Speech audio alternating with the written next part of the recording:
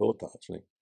If you compare it to the duration, historically speaking, of the American empire, if we understand America still to be the world's global superpower, the number one superpower still. I mean, it's being challenged now. China in the ascendancy, and Russia, of course, and Ukraine reasserting itself. And the Americans have been on the scene about 100 years. So, in comparison to the Ottomans, so there are a number of reasons for doing this. One is to make the point that the Americans have been on the scene since their kind of tentative involvement in the conflict of the Middle East, which was presided over by Britain and France mainly. The famous Sykes-Picot Agreement, which involved all kinds of shenanigans between the British and the French, resulted in the creation of the land that is now occupied by Israel, Palestine. And in important senses, the Palestinian question derives from us winning a war against our adversaries, in Europe, but also against a caliphate, which backed the wrong side, as it were.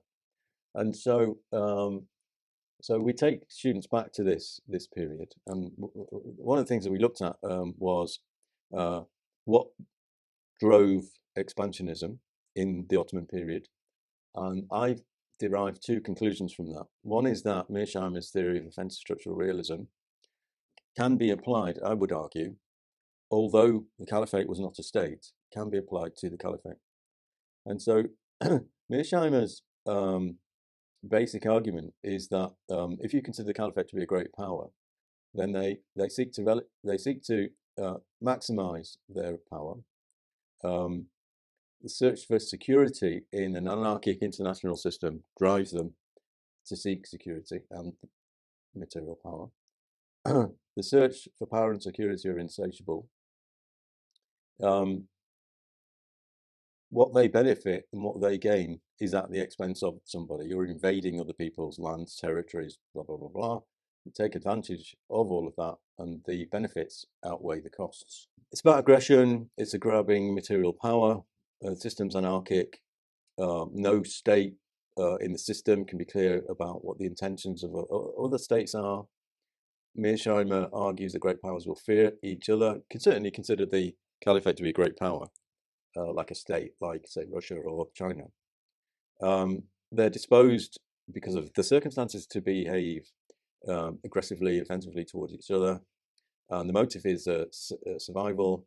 And my argument, although tentative, is to say that application of Mearsheimer's theory to the caliphate allows us to understand the war, the plunder, the exploitation of people, of other people's natural resources, of other people's land, of other people's human resources, and expansion and domination, and that unethical behavior seems to fit well with Mearsheimer's offensive structural realist orientation. The history of the Moors, 7th century Spain, you can see it in the culture and the art of the Spanish people today, the music and the dancing and all that stuff, influenced by the 7th century expansion of Islam. So there's something about that that's expansionist, but it's difficult for us to get to that. So we then sort of forced to well, in some senses, look at the Ottomans and see whether or not we can understand by way of other routes, as it were, what was actually going on with them. And so we devised a sort of an exercise whereby we could try and understand. Sorry, I'm scrolling through this. I'm just looking for a particular bit to this. We devised an exercise where the students read about the Ottomans, for example, and then read about what the sort of expansion amounted to. And we could see that at its height, expansion encompassed some 43 present-day countries in Southeast Europe, Asia, and North Africa. And the example would be that one of them was Greece, which is Christian Orthodox, and therefore this was, and for a period of 300 years was an example of expansion. So so we looked a little bit more sort of closely at the Ottomans in terms of what the religious sort of impulses and characteristics were, and I think the two taken together, you can see that the caliphate behaved like a state is consistent in ways consistent with Mearsheimer's explanation. Number one. Number two, the religion was at least consistent with that kind of explanation. Look for clues in bin Laden's explanation for 9/11, for example, that maybe revealed what the problem was from a sort of Islamist point of view. So the way we did that was we looked at his Time magazine interview and his post 9/11 speech, and we derived from that some observations about how he justified the Twin Towers, for example. And so he complained a lot about America's support for Israel in terms of it seeking to flush out the Palestine Liberation Organization that had moved to Lebanon, and the American Sixth Fleet and the Israelis attacked Lebanon. 20,000 people killed, and so he complained about that. The American-Israeli coalition against our people in Palestine. I did ask a question about what he means by our people. So the thing is that bin Laden subscribes to a very extreme form of Islam, which is called Wahhabism. And there's a sort of strain in Islam that seeks to return people, the religion, to an inverted commas authentic form of Islam from the 7th century. And Wahhabism is an example of that. Now, what he might have thought about the Ottoman form of practice of Islam is debatable. He might have been critical of Ottomans as Muslims for that reason. But anyway, he was upset that the Americans, and so the reason why this has happened, of course, is because out of the settlement of the First World War, we got a sort of a Zionist agitation and a movement involving the League of Nations and lots of other countries, but including in particular the British, who are involved in the mandate to create a country called Israel. And of course, this is why we've got this problem with the PLO as it was then. So the Americans, were seen as an invading, occupying force in that region at the time. He felt an intense feeling of rejection and tyranny, and this gave birth to a strong resolve to punish the oppressors. In other words, the occupiers, the Americans, the Israelis, along with others. So these are some of the citations. He also complained about Iraq and what Bush did in Iraq, and how that was about removing Saddam, an old agent of the West Coast. We were aligned with Saddam Hussein for a period of time, joining a period of containment of Iran, and we used Iraq to do that. And so removal of an old agent and his replacement with a puppet, and this facilitated, according to bin Laden, the pilfering of oil. And so the events of September 11th came as a reply to those great wrongs. And he asked the question, should a man be blamed for defending sanctuary? So we are continuing this policy to bleed America to the point of bankruptcy. And he complained, and this is possibly as near as you get to the religious sort of side of this.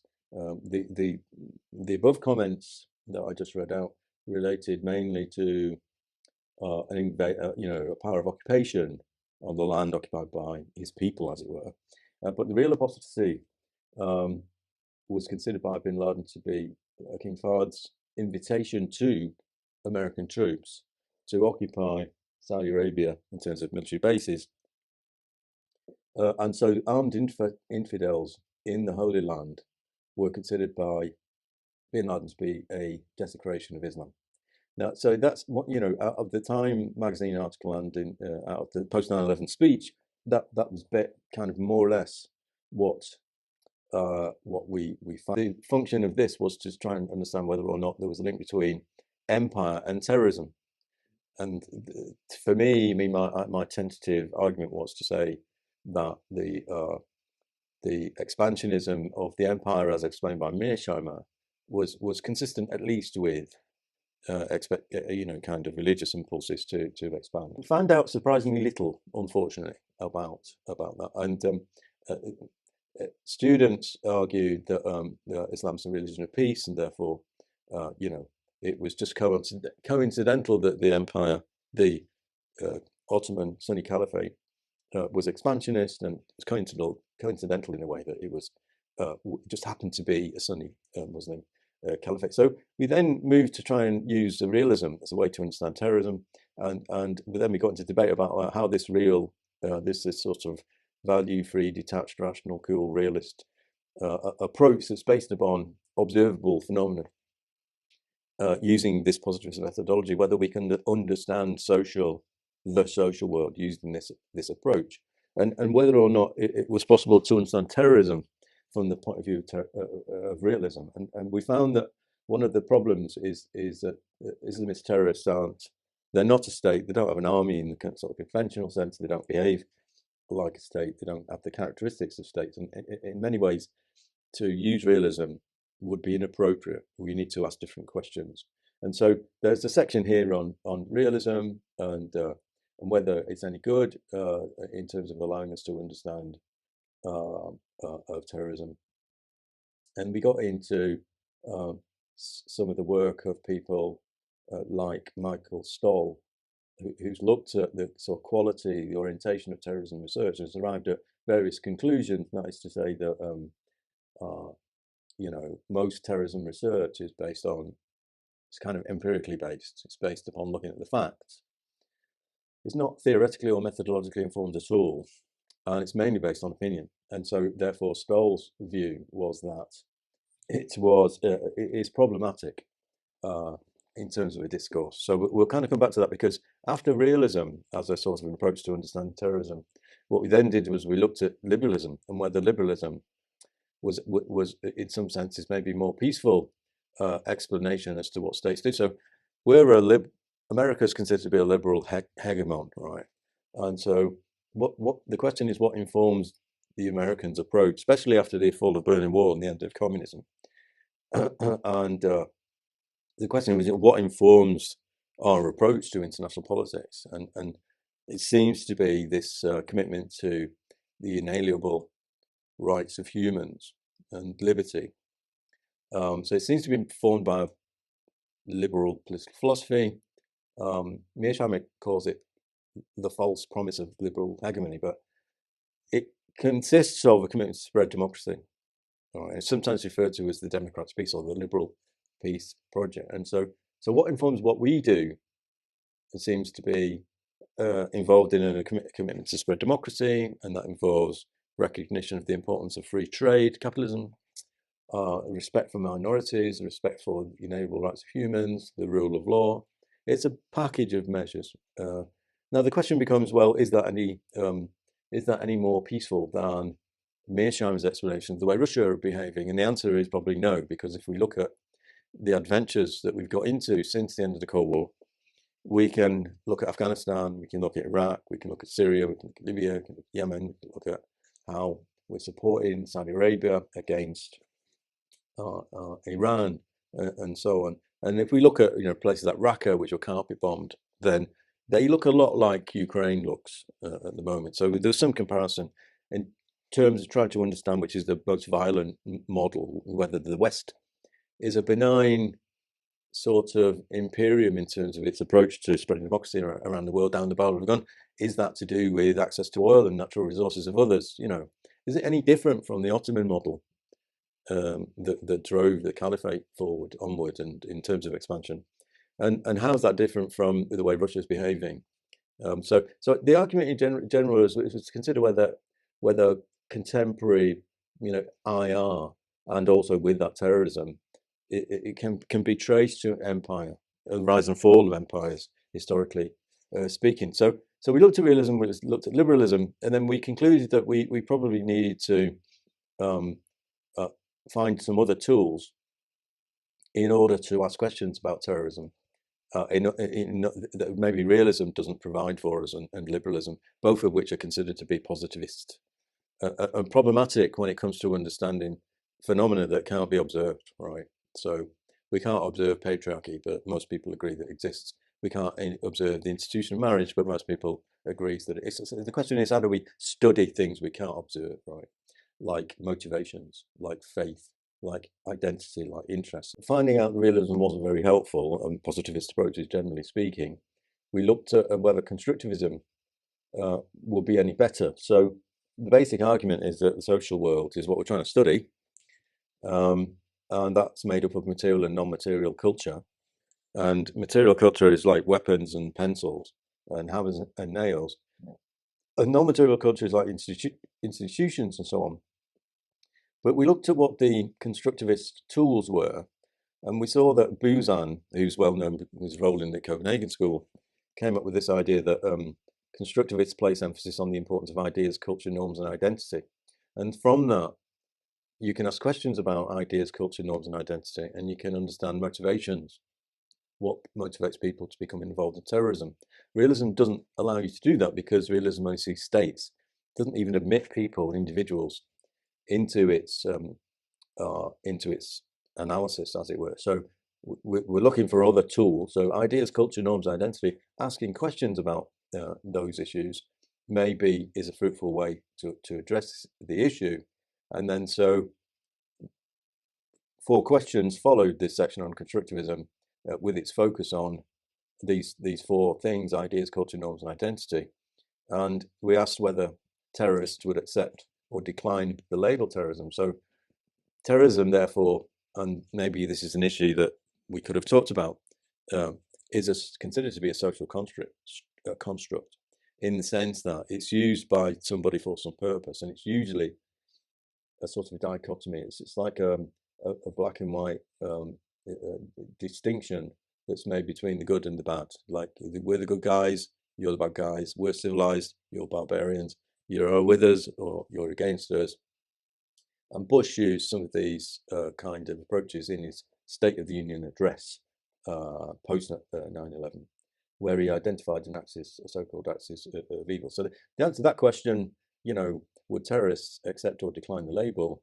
If you applied that to Mandela, you would maybe see the socially constructed quality of the notion of a terrorist, and that he obviously had been imprisoned for being a terrorist, under the auspices of the African National Congress, but then became the world's most famous statesperson and peacemaker, following a very long period of time in prison. So the idea is that this notion of terrorism is a social contract, and 9/11 hijackers, if you question them, they probably wouldn't say, well, I'm a terrorist. They'd probably say, here's my list of justifications for what we did with regard to 9/11, the invasion of Lebanon, infidel soldiers on sites of holy existence in Saudi Arabia, Mecca and Medina, objections to modernity, objections to democracy, objections to occupying powers, Israel, America, the British and the French dividing up the Middle East,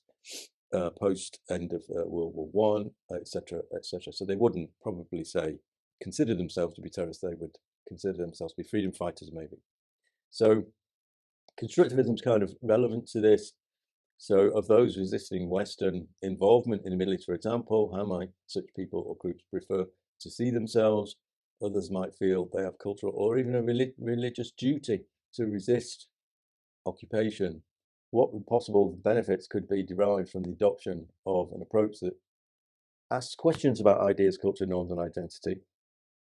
And then, so that was the bit on constructivism, and then we looked at critical post-positivist approaches, which I want to talk about a little bit more today, because realism as a theory, not very good for terrorism, assuming that its methodological approach is also not very helpful.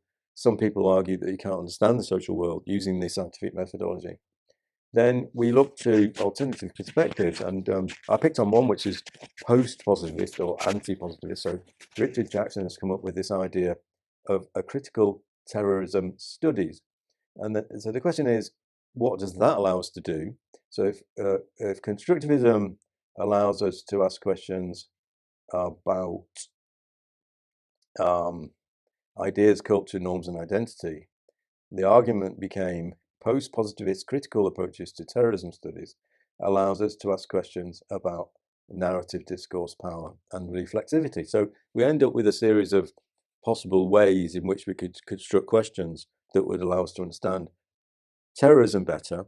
And one way of understanding terrorism may be, or a combination may be, that we take a cue from constructivism and we ask questions about ideas, culture, norms, and identity. and we ask questions about discourse, narrative, power, and reflexivity from the critical point of view. Um, so this then resulted in a series of questions. Uh, if we looked at narrative, for example, which is post-positivist sort of preoccupation, would we have to look at history, religious? Do we have to take into consideration the Crusades, demise of the Caliphate, the West carving up the Middle East in terms of the issue of Palestine, Israel, creation of Israel, Jerusalem as a site of holy significance to all three religions? Do we have to, do that in order to understand modern day terrorism? Political narratives, the West, the evil hegemonic narratives about modernity, expansionism, democracy, equality, liberty, ethics, tolerance, inalienable rights, sexual identity, preoccupations in the West, in Western democracies that clash clearly with, Islamic, values. I mean, we have Muslims complaining about how LGBT plus issues are being covered by school teachers in British schools, which is contrary to, the values. And then we looked at power, which is another feature of post-positivism, and what we can derive from formulating questions about power. So one of the things that helped us with that discussion was Michael Stoll's article, and in this he makes the point that his article is called "Don't Confuse Me with the Facts," and he looks at the narrative on terrorism, and he finds that realism is not helpful. Number one, and number two, that terrorism research is very poor in terms of it's not informed by methodology and theory. It's based on empirical evidence, and it's mainly opinion.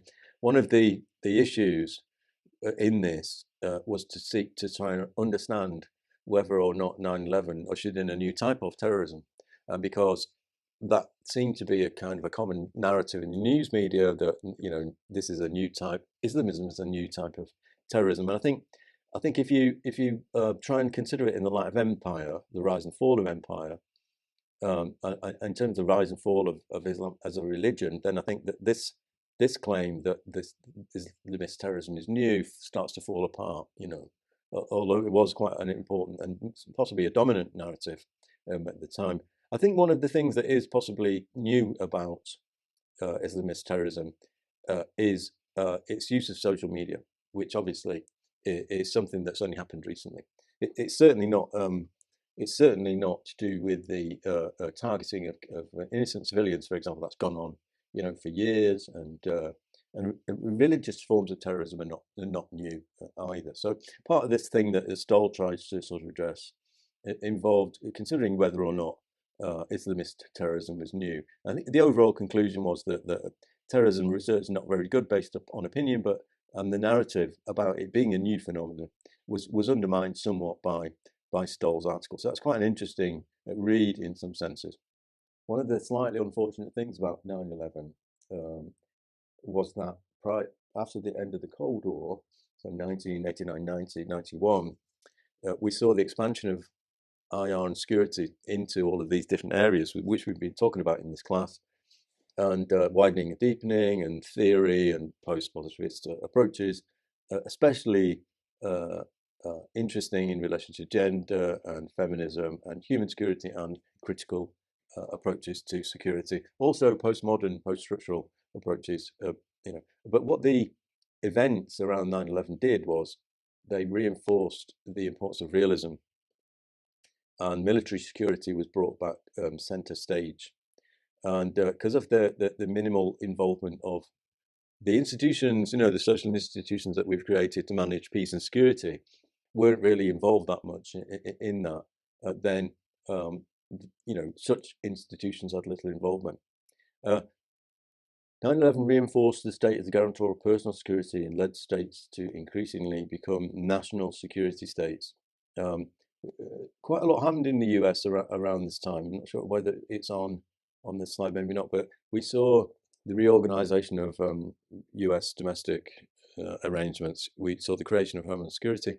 new legislation which prevented Muslims from coming into the country, Patriot Act, all kinds of stuff about disease because anthrax happened around the same time, following 9/11, reorganization of the National Health Service as part of the kind of defensive homeland security measures, and a very aggressive militaristic sort of orientation adopted in the US as a response. And then also with that, a war on terror, which we're still sort of engaged in. And so, in terms of whether realism is any good, Steve Smith argued that because the causes and the forms of conflict couldn't be explained, by traditional approaches to security, and that's a reference to realism and positivism. So, by way of approaches with its methodological assumptions, um, and since the conflict involved one party that was not a state, and whose structures and working practices were far removed from a nation state, and that because the attacks on 9/11 and the Pentagon did not involve traditional tools through passenger planes, Smith argues that realism is disqualified in some senses from using that approach. And what he says instead is that if we're to understand this issue, we need to take these things into consideration. And that is, what are the roots of the hijackers' antipathy? How do we understand that? What was their antipathy to the US organized around? What did they invest in? What was how did their determination manifest itself, as it were? So he offers some clues, and one is that the terrorists had a deep antipathy towards modernization and also to the ideology of liberals, opposition to US as an occupying power, as it was seen in the Middle East, opposition to rulers of Middle Eastern states. Remember, I said that bin Laden was very, very critical of Wahhabi House Saud. The royal family is an anathema to Islam anyway, but allowing US troops into the Holy Land was a big no-no as far as bin Laden's explanation is concerned. So although he was a very wealthy, from a very wealthy family with large interests, concerns in companies involved in construction throughout North Africa, he seemed to he had a very privileged upbringing and a good education. He seemed to, at least as far as public perceptions were concerned, reject all of that and opt for a lifestyle that was consistent with his religious and ideological commitments to an extreme form of Islam. Do alternative explanations offer deeper, more powerful insights than realism? Possibly yes. Does this mean that realism has nothing to say? Probably no. We need to be a little bit careful about just dismissing it. But we do need to sort of realize that in order to ask certain questions, we need to adopt a particular approach, and that would be methodological and theoretical in the world of scholarship. Stall, I think, used maybe Silk's quote, but this is Silk saying, talking about the quality of terrorism research, which is to say it's not in a healthy state. And I'm not sure whether I like this particularly, but it exists on a diet of fast food research, quick, cheap, ready to hand, nutritionally dubious, the result of a reluctance to move away from limited methodologies and levels of analysis of the past. Mearsheimer is very critical of the liberal hegemonic model. And it leads us into all kinds of adventures around the world in the name of protecting inalienable rights of humans, from Saddam Hussein, for example, but at the same time maintaining access to oil and so on. Mearsheimer is very critical, thinks it's a very bad model, and he's one possibly that's going to get us into trouble where China is concerned, because we've got friends in China's backyard, as it were, and even today we've seen China engage in some quite interesting rhetoric about whether the EU should follow US advice not to engage China economically speaking, and so this will all reach a crescendo, no doubt, over the issue of Taiwan sometime in the not too distant future. So what we're saying here is that there's a traditional approach to terrorism which doesn't work very well, and maybe unfairly attributed to St. Andrews University, which has got a particular approach to terrorism. So it's very similar in many ways. And Jackson produces an article that purports to explain what the advantages of this approach are. And so terrorism as a social construct is one, part of the thing. A politically and culturally loaded term used to delegitimize and demonize opponents, right? So that's fairly kind of uncontroversial, I think. And we can see in narratives how leaders have tried to sort of do that to um, create in-groups and out-groups. And well, is spreading democracy the liberal piece, the democratic piece? Is it an overtly ideological enterprise? And I think in some senses, yes, it is. We're all pushing the same direction. We're all happy with democracy, freedom, liberty, neoliberal free market capitalism, rule of law. That's the model that we're all bought into. And the irony maybe of Putin's behavior is that he strengthened the resolve and the size of that bloc by virtue of his invasion of Ukraine, because Turkey have just sanctioned, approved as a member of NATO, Finland becoming part of the NATO alliance, right? So there's pressure on Russia even more now, because what's happening is that the countries that are surrounding it are all members of NATO, which has been, supported by the Americans. So you don't have to be paranoid to come to the conclusion that that's a threat to your survival. Since the end of the Cold War, resulted in the emergence of all of these different approaches, including feminism, critical approaches, methodological and theoretical sophistication after the end of the Cold War. So what we're saying here is that there's a kind of a Welsh school of critical security studies. And like the Welsh school, it adopts this thing about emancipation. It argues that emancipation is security. We can see ideas, values, beliefs, norms, where this all comes from, constructivism and anti-positivistic approaches. And as we move through, we can see, again, the tools, discourse, power, narrative, reflexivity. And then we get to Jackson's justification for what this approach is. What's distinctive about the critical approach? So it's kind of anti-orthodox, anti-mainstream, anti-traditional, anti-positivistic, anti-realist. He argues that it's grown rapidly from 2006 onwards. He argues that it's a skeptical attitude, rejects and challenges received wisdom. It's a critical orientation, a diverse set of analytical, ontological, and normative traditions, partly Frankfurt School, partly Welsh School, partly post-structuralist, postmodern, although he doesn't elaborate on exactly what that means. It argues that terrorism is a social fact. In other words, it's a construct. Its nature is not inherent to the act itself. It's dependent on context, circumstance, intention, and crucially social, cultural, legal, and political processes of interpretation, categorization, and labeling.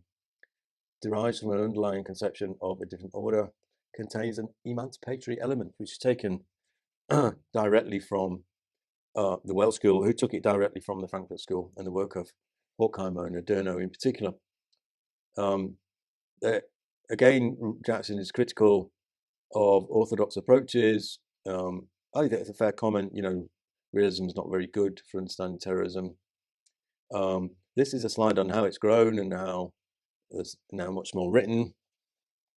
But beyond the skeptical attitude and the sort of Welsh School approach, the Welsh School is interested in post-positives, generally speaking, in formulating questions about power, narrative, discourse. Reflexivity is to do with the role of the researcher as part of the research process. And so these guys are not interested in sort of recreating scientific research as you would in the positivist tradition. They think that other approaches to research are acceptable and don't have to have that scientific approach. And with that, we would focus on narrative and discourse and power. And in the past, I've talked about an arms control article which used power in particular to understand the arms control architecture and all of the arms control disarmament regimes that exist, including the NPT bioweapons, conventional chemical, landmine ban, cluster munitions, restrictions on conventional munitions, and all kinds of other things. Interesting way to ask questions about power, to analyze the architecture, because you find that in it that your conclusions lead you to important asymmetries of power, which show that the arms control system works in the interests of the powerful, in other words, the West. An example would be the NPT allows us to keep our weapons but prevents anybody else from getting them. It's a very unequal, unfair status quo, if you like. It's not a disarmament treaty in that sense.